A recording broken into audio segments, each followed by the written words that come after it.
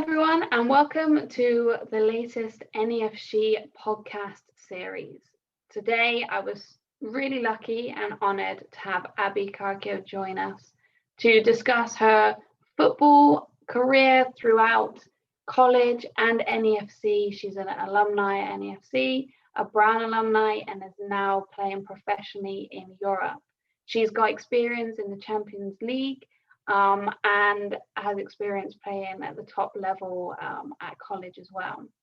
I had Kaylee and Taylor join the conversation, our player ambassadors, and we just had a really great chat about Abby's career so far and what she is looking to pursue later on in life. So please check it out and get all the tips and wisdom from one of your NEFC alumni. Hi everyone and welcome. I'm so excited to have Abby come and join us today. So I'm going to be taking the role of host for today's podcast. I'm super excited to have Kaylee and Taylor, our player ambassadors, jumping in and joining us with this discussion. Hi Abby and welcome to our podcast and web series. How are you doing? Well, thank you so much for having me, and I'm really excited about this program and just talking to you guys today. I love having some of our NEFC alumni on because I just feel like you guys are like the true inspiration for this program and kind of epitomize everything that this program is all about. So I'm really excited to kind of chat to you about your really exciting career that you've had so far, and kind of touch base on how everything's going. So I want to dive in straight away with first question. Just give us like a brief overview of like your soccer journey so far. So I know you started at GPS, then NEFC, and then kind of Brown, and then into pro. So why don't you kind of fire away with that kind of journey? Okay, yeah, sure. So I kind of just started playing soccer with my town's youth team at an early age. And then at about 12, I joined GPS for my first club team, and then was there for about 2 years, and then hopped over to NEFC at age 14. Had a great experience there, played 5 years all throughout high school. And then I was fortunate enough to go to Brown University to play collegiately. Had a great experience there as well. And after graduation, was fortunate enough to sign a contract with a Champions League team in Lithuania. So played there for about 4 months, and now kind of waiting in the transfer window before I head over to my next adventure. So that's a small synopsis for you. I'm like really excited to talk about kind of your Brown and your then like move into the pro. But I want to ask you first of all, like, what are some of the highlights of your like NEFC and club career, I guess? Like, what are some of the things that really stand out to you? Yeah, I have so many fond memories from NEFC. I would say kind of two things. One, when we would go to the showcases and like Jeff Cup, Castle, and stay in the hotels together. We would all get in one hotel room and kind of do team bonding things, and before curfew, of course. But of course. So that was a fun time. And then I would say for 4 years we played the same team as a GPS team in State Cup. We played them in the semifinals and the final of some year, and every single time we would lose to them. And so finally senior year, we played them in the final and we absolutely smashed them 4-0. Finally won State Cup, and that was just a great experience with the team. And I would have to say that was probably my highlight during my club career. Yeah. Because you didn't just beat them by a close margin. That's like a real good scoreline there to kind of beat them. I feel like that really kind of helped with that kind of revenge. Yeah. Absolutely. Really got you going with that one. That's so cool, and it sounds like you had such a great kind of experience at NEFC and throughout kind of club. Club, pretty cool. Absolutely, yeah. Go on, Taylor. You want to jump in? Have you got the first question? Sure, that sounds great. So, did you compete in any other sports? Yeah, growing up, I was kind of in all of the different sports. I played baseball, basketball, but the one that I stuck with aside from soccer was I actually did Taekwondo for about 11 years. So Oh, wow. yeah, helped a lot with like discipline and footwork and stuff. So yeah. What belt did you reach in Taekwondo? Do they do a belt system? Yeah, they do. I'm a second degree black belt. So Oh, wow. So like yep, you should really like kick some butt out there. maybe hasn't I've never had to pull it out, but yeah, have those skills for sure. So at what point did you realize that you wanted to pursue like soccer further? I think at a young age, I knew I loved the game, but it wasn't until I got to NEFC and we started having the conversations about college and whatnot that I really thought about pursuing it collegiately. And then it wasn't until sophomore year of college where I was like, I'm not done. I'm not going to hang up the boots in 2 years. Yeah. I want to keep playing, and I have more room to grow as a player. So I think so collegiately, I knew in eighth grade probably, and then I knew I wanted to pursue professional football sophomore year of college. Yeah. That's that's cool. I mean, it seems like such a young age to kind of think that that's the journey that you want to go on. And I know there's probably so many of our players listening in that are probably in that mindset of like, do I continue? What are the reasons why I should continue? And what were those kind of things for you? Like, what were some of the reasons why you wanted to carry on? Yeah, I think going into college, I certainly was not done with the game after my club spell. So just the opportunity to continue playing was a driving factor.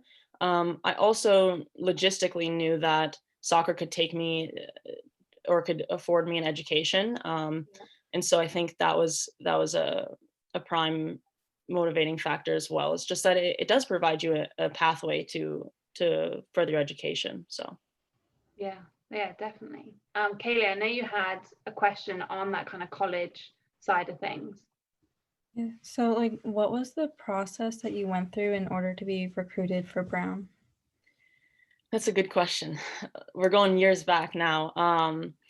I think I had a relatively normal college recruitment process. It started my freshman year. I sent out a lot of emails to different college coaches that I knew were going to be at my showcases, and then kind of just went to a lot of those showcases, did the best I could, and those college coaches would contact my club coach, who would contact me. We kind of just would talk, and I ended up going on a few different tours of schools and whatnot, and I ended up verbally committing summer going into my junior year, which is a bit on the earlier side, but now it's getting earlier and earlier. So yeah, so I think it's pretty normal, but something I like to say when asked this question is that everyone's process is super different.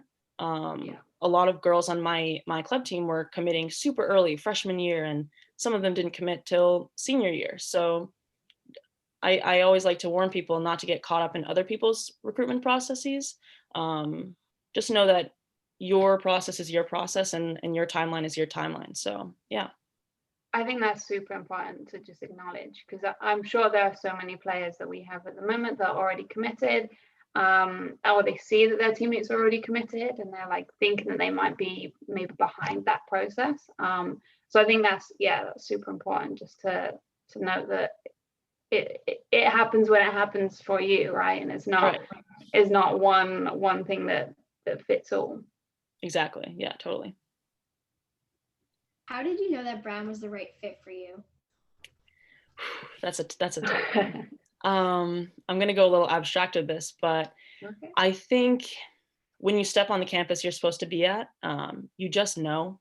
And it sounds weird if it hasn't happened to you, but it's being able to see yourself walking to class on that campus, seeing yourself on the pitch, seeing yourself in that student body. It's almost like a vibe, to be honest, but also logistical reasons like Brown was close to my home, so my parents could see all my games. It was the right school size for me, and I felt I could make an impact on the pitch as well. So a confluence of things, but yeah, it boils down to that vibe, really. Just walking on and just being like, that feels right. yeah, just I totally felt that at Brown, and I didn't feel it at any other school. There was always something holding me back from committing to those schools. So yeah. Oh, that's cool. That's a great question, Taylor. Alright, so I'm curious in like attending an Ivy League school, obvious, because like it's a good school. And you attended Brown, which is like a great school. So like how hard were like the academics and stuff? Was it like harder than you were expecting, or like what you were expecting when you knew you were going to an Ivy League school? Um, yeah, that's a good question. I think, like you said, it's an Ivy League school, so it's definitely going to be high intensity. But a lot of people say the hardest part is getting in, and then once you're there, it's. I was fortunate enough to rely a lot on my teammates. They gave me a lot of direction on what classes to take, what professors to go to. But yeah, it's not. I think there's like this stigma around Ivy Leagues, like untouchable, super intelligent, which people are, but at the end of the day, it's you're with other people, and that's an experience in itself. So it's nothing to be scared of. I did it and made it out alive. So yeah, academics are just one piece of the puzzle in college. And I suppose you would there are support systems in place, aren't there, for those all schools really, to just make sure they don't want you to fail. So No. They'll help you out where you need it. You just don't be afraid to ask for it if you do need it. Yeah. My professors were actually very accommodating to all their athletes. Like if you had an away game or something like that and you had to miss a Friday, they would give you the lecture, something of that sort. So yeah, there's definitely tutoring in place and things of that nature to help you out along the way. What did you major in at Brown? I majored in US history. I don't think I'm going to pursue any occupation to do with history, but I really enjoyed taking all of my classes. Yeah. That's really interesting, actually. So you obviously kind of majored in something that you didn't necessarily think you would want to pursue in. So what were the reasons for you having that major? Yeah, I think at Brown, there's an open curriculum. So I was able to take a lot of different types of classes. And I think I chose history because it's a subject that touches on other subjects. So you can study the history of science or history of gender development and stuff like that. So I think it was a major that I felt was all encompassing. And I just enjoyed it. I think in college, people get caught up in studying something that they want to pursue for occupation. But I just wanted to enjoy my 4 years and acquire knowledge that I cared about. So yeah. And I knew that soccer was kind of in my future, and you can't really major in soccer off the pitch yet. So yeah, definitely. I think that's great. How did you balance like soccer and all your schoolwork and studying like that? Yeah, the grind of being a student athlete is tough. I'm not gonna lie. But I think playing club and going to school 6 hours a day in my youth career really prepared me for the time management I needed for college. So I would be doing my homework in the car on the way to practice for NESC. And when you go to college, it's basically the same thing. Like you're on a bus ride, a 4-hour bus ride to play Columbia or something, and you're doing your homework. So it's definitely a lesson in time management, and you need to acquire those skills. But once you have that fundamental skill set, I think everyone on my team at least managed it quite well. But there's a learning curve for sure. Yeah. So what are some of your highlights of your time at Brown? Obviously, you kind of recently graduated, so hopefully they're kind of still fresh or fresher in your memory than maybe some of the NEFC highlights. Yeah, very fresh, very fresh. So many to choose from, to be honest. But I think one that stands out is in the summer of 2019, my team was fortunate enough to take our international trip to France. Cool. And we got to go to the World Cup and see both semifinal games and the final game. So that was just an incredible experience, great team bonding, and honestly inspiring to see the US win and do what they do best. So that was probably a highlight not only in my career, but also in my life. And then the other one would have to be actually similar to NEFC. For 3 years, we kind of grinded, made it close to the top of the table, but never succeeded. And then senior year, we actually went undefeated in the Ivy League and took home the trophy. So that raising that trophy was amazing, and getting my ring senior year was great as well. Well, that's what I was going to say, like being able to do that in your senior year as well, just kind of like the pinnacle of your time at Brown that's awesome. Congratulations, by the way. Thank you very much. Yeah, it was a great like little cherry on top of my collegiate career. Yeah, definitely. So obviously now that you're in the pro game, okay, you've graduated, you're kind of pursuing your soccer career. I know you said that you played abroad, you're playing in Europe, and so I'm really interested to know some of the differences between kind of American soccer and European soccer, and if there were any differences. Yeah, absolutely. Right away, I kind of noticed there was a big difference. I think in the States, it's a lot more high intensity, fast pace, hard hits, fitness based football. But in Europe, at least in my experience, it was a lot more tactical and technical and patient almost. So keep the ball, move the ball, and be technically clean, really. Both the United States game and or America's game and Europe's game have their benefits, but for me, like, I really enjoy the European style. It kind of fits me as a player a bit more. So it was nice and refreshing to go over and get acclimated to that different style. Yeah.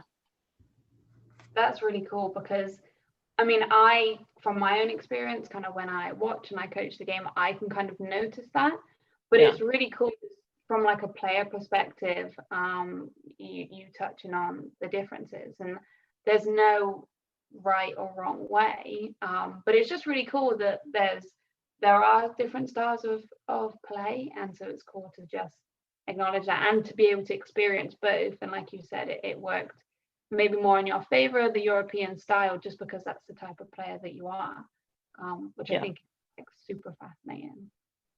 Exactly. Yeah. My question kind of builds off of Chloe's. What were some challenges that you faced while you were playing overseas? I actually had a really great experience when I went overseas, but I think when you join any new team, you face that kind of initial period of not knowing anybody, not having chemistry with anybody on the pitch, learning the different ins and outs of how practices are run and things like that. So that was definitely tough for me to adjust to the different things that they did in practice and in games, and just adjusting to the players in general. And the other kind of major challenge was the language barrier. I mean, I don't speak Lithuanian. So, and my coach actually spoke zero English. So I was fortunate enough to have Lithuanian players on my team that spoke English very well. So they would translate for us. But when you're in the throes of a game or in practice and coach is just kind of spurting out sentences in Lithuanian, you're kind of like, what did he say? What did he say? So, and that was tough for me because I like to be coached. I like a coach kind of always in my ear, telling me, you're doing this wrong, you're doing this right, sort of deal. So that was challenging to adjust to, but yeah, kudos to my Lithuanian teammates who are bilingual and totally helped me out in that respect. So, I mean, I feel like sometimes that's something that we almost take for granted a little bit. You know, we forget that would be such like a huge barrier, is just that language. But I guess, you know, the soccer or football is like the universal kind of language. I feel like once you're playing, you all kind of are probably on the same sort of rhythm. And you kind of figure out as you go. So obviously, as part of this team, you played like in the Champions League, which is amazing. And for, I guess, those who don't know, it's essentially the most prestigious European Cup competition. So they combine the best European teams from different countries to compete for the Champions League Cup. So tell me, like, what that was like for you, what that experience was like. Yeah, it was pretty crazy because due to coronavirus, it was kind of up in the air for a while if we were even going to play and whatnot. And that was a major reason why I went to this team, was to get Champions League experience. But when we found out we were going to play in kind of a round robin style tournament, we were all buzzing and excited and whatnot. So we got our draw, and they made a big deal of the draw, press and stuff like that. So that was cool to take part in. And we ended up winning our first game. And I was fortunate enough to score a goal in that game. And Oh, wow. to be able to kind of tell my parents, like, oh, I scored a goal in Champions League, is pretty surreal. And then we got absolutely smashed in the second round by a Norwegian team who was very, very good. But yeah, just being in that environment was amazing. And I made sure to take a moment before the games and kind of reflect and understand, like, yeah, this is a super prestigious tournament. But at the end of the day, it's a football game, and I enjoyed myself when we won. And I can't say that I enjoyed losing, but in retrospect, it was amazing to play against that Norwegian team, who's a very good side. So yeah, it was an overall amazing experience for me. That's so cool. Yeah, such a great just experience and opportunity, and hopefully you'll get more of those as you kind of continue on your kind of path. I know you touched on it earlier on about you're kind of at home at the moment in this transfer kind of process. So are you able to talk us through what that is, like what kind of happens during this transfer kind of period? And how is it, now that you're waiting for your next move, your next club, like how does that sort of feel for you? Yeah, so there are two primary transfer windows in professional football, so winter and summer. So obviously I'm in the winter transfer. Yes, a winter transfer right now. And to be honest, it's incredibly anxiety inducing because I basically wait by the phone, wait for my agent to call me up and say, hey, this team has a contract for you, yes or no. You sign, you're off on a plane in a week. So it is nerve-wracking, and it's a bit of a waiting game. But I think it's challenging, especially during coronavirus, because I don't have access to gyms, really, a team to play with, or a proper physio. So it has been challenging, but like everybody else, I've kind of found a way to get my training in and to stay motivated. But yeah, I'm really excited to just find out my next location and get back to playing footy. So yeah. Are you open to kind of wherever that takes you? Yeah, I think I'm pretty adventurous spirit. So one of the perks of playing football overseas is that you get to experience a different culture. So I think I really do want to play overseas instead of the United States. But if an opportunity arose in the States, of course, NWSL is one of the best leagues in the world. So I wouldn't turn my nose up to that. But yeah, totally open, just kind of going with the flow at this point. And anywhere I end up, I know at the end of the day, I'm going to be doing what I love. So yeah. When I'm older, I want to be like a professional player as well. Yeah. So like, what is it like playing professionally? That's a great question. Yeah, it is a really great question. In some ways it's the same as playing in college. At the end of the day, it's 90 minutes of football. But it is very different. The environment is a lot more professional. And I think the amount of mistakes you can make is a lot less than you could make in your club team or your college team. So there's that level of perfection, or working towards perfection, that's kind of expected in that environment. But it's so fun. I was fortunate to have amazing teammates, and we had so much fun on and off the pitch. So yeah, it's the same, but there's definitely a level of professionalism that comes with it. Yeah. It's almost just that next step, isn't it? That next level, kind of beyond college, which I know you guys are yet to experience yourselves. But once you're kind of in that environment, you'll start to see. And it's cool that here the college environment does really set you up for that professional level. It really does. Just in terms of the amount of training that you do and level of competition as well. Yeah. Definitely. I know you touched a little bit on kind of COVID at the moment and not being able to maybe train with a team, or what has that kind of been like for you? How have you been trying to stay fit and stay sharp and ready? Yeah, it's been difficult. I was fortunate enough to actually jump in a few NEFC sessions that Jeff Katz ran for college players. So that was really good for me just to get full kind of game experience.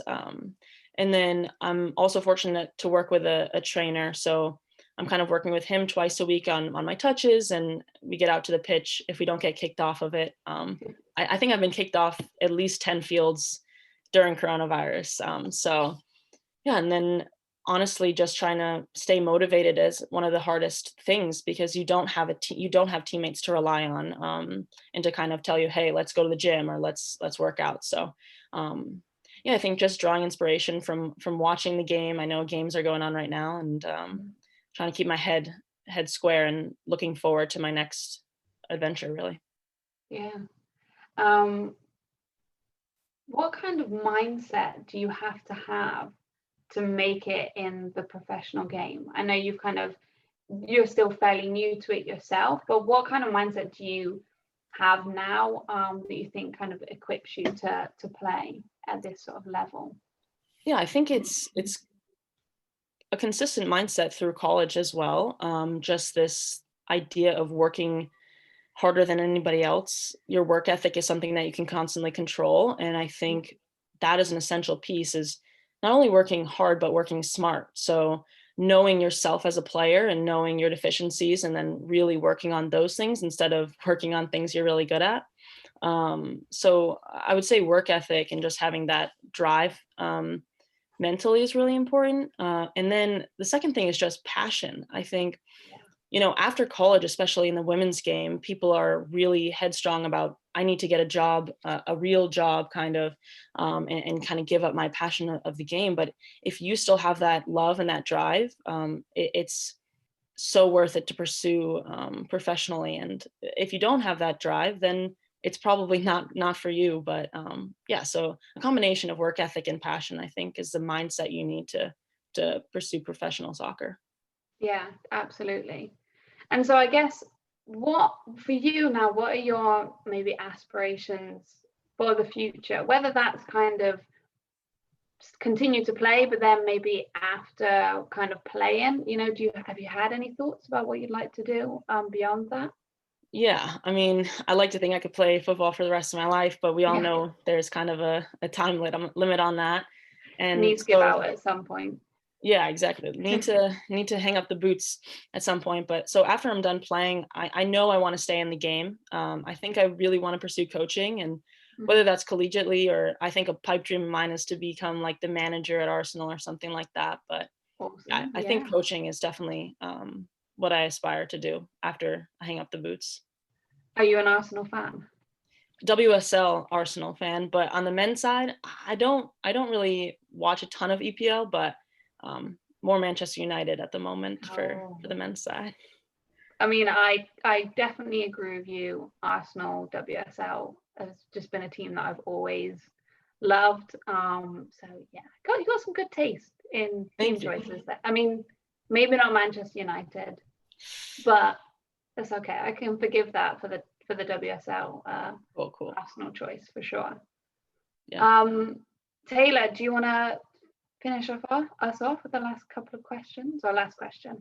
That sounds great. Yes. So, any tips for like young soccer players aspiring to be professional soccer athletes?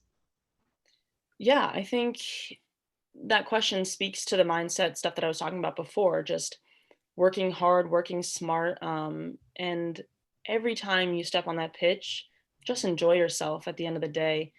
I usually play my best football when I'm having fun and not thinking too much. But another thing is that over your career, and in my career certainly, there were a lot of obstacles that I had to overcome, whether that's joining a new team, not starting, not making a team, injuries. Those things are inevitable, and being really headstrong and relying on a close circle of friends or parents or coaches to get you through those moments, I think, is essential. Yeah, you have to get over those obstacles if you want to reach the top of your game. So that's kind of my advice, is just to keep plugging and keep enjoying yourself. I love that, and I think that kind of rounds us off perfectly. I do have one more question, and it's a question that I ask every guest that we have on the podcast. So I always want to know, like, what this program is all about: empowering women, and empowering our female athletes. And so I always want to know, what does women empowerment mean to you, and why do you think it's important for us to have? Yeah, for sure. And I love this program. I wish it was a thing when I was kind of growing up, because I think it's so valuable. And women empowerment in general is important. Historically, women have been kept out of certain social spheres and been held back in a lot of respects, whether that's in life or in sport. And I think relying on other women to kind of help us out and lift us up is invaluable, really. To me, I think it's kind of twofold. You have a support aspect where you surround yourself by other amazing women that, when you're down, can lift you up, and when they're down, you can also lift them up and help them in any way you can. And the other aspect I think about when it comes to women empowerment is just visibility. I think I saw a Nike ad a while ago that said, "If you can see me, you can be me." Speaking to sports, I think. And yeah, if you can see someone doing what you aspire to be or do, I think that's powerful in itself. For me, when I was growing up, watching the likes of Tobin Heath and Abby Wambach and stuff, that made me believe, like, hey, I could do that too. That's a woman in a position that I want to be in. And the fact that I was able to see them is powerful. So I would like to see that continue with women's football being more prominent on television, stuff like that. But yeah, at its core, I think those two things encapsulate women's empowerment, support, and visibility, really. That was perfectly said. And yeah, thank you so much, Abby, for those wise words, for coming on and just chatting to us about your amazing journey so far. And it's obviously only just begun, really. So I'm so excited to kind of see you continue to flourish and thrive kind of in that professional environment. And yeah, really excited to see you continue to boss it, whether that's in the US or in Europe or wherever you go. Yeah, thank you so much for having me and running this program. I think it's crucial, especially for the next generation of NEFC girls. So yeah.